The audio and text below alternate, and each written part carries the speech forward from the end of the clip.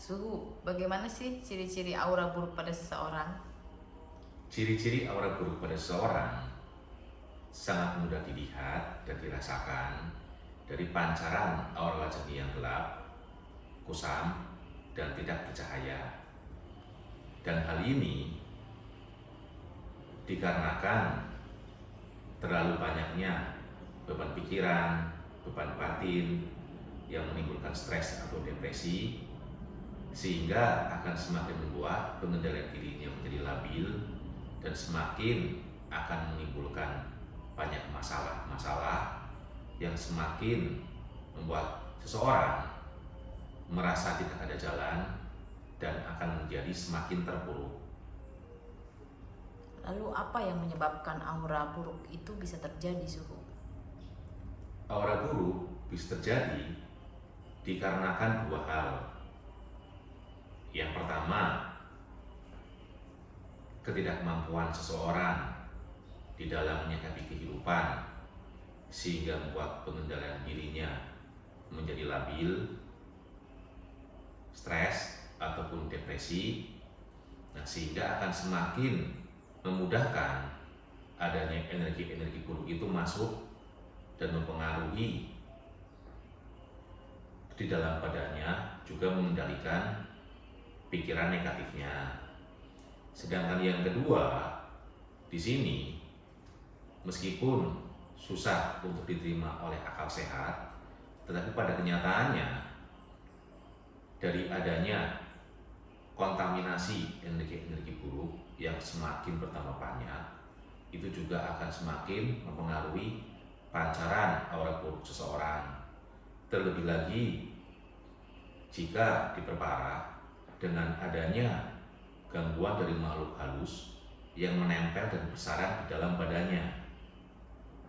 Namun, meskipun ini adalah dunia modern, pada kenyataannya magic itu masih ada, dan dari adanya magic kiriman akan semakin membuat aura seseorang semakin bertambah buruk dan juga akan membuat kehidupannya semakin banyak masalahnya. Lalu bagaimana solusinya, Suhu, untuk memperbaiki aura buruk tersebut? Untuk bisa memperbaiki aura buruk tersebut, berarti mutlak harus dibuka aura, atau yang sering Suhu sebut sebagai cleansing dan blessing, yang artinya dari adanya aura-aura buruk itu diangkat dan hilangkan.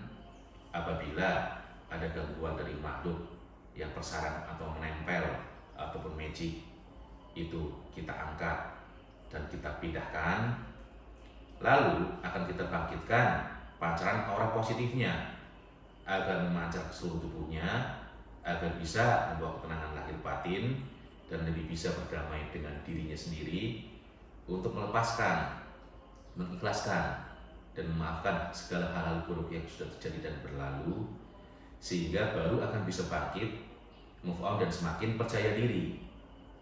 Dan agar pancaran aura positifnya dipancarkan ke segala penjuru, agar dimanapun berada akan mendapatkan sambutan yang baik dari setiap orang, dan akan dipertemukan dengan orang yang baik-baik, dan agar membawa kelancaran di segala urusan, berkah rezeki yang semakin berlimpah, kesehatannya yang lebih baik, dan agar adanya doa, harapan, rencana, dan impian tertunda akan segera terwujud, dan agar bisa membawa kelancaran dan segala hasil terbaik di dalam kehidupannya.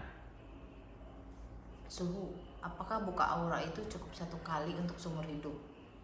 Buka aura tidak bisa sekali untuk seumur hidup. Kenapa seperti itu?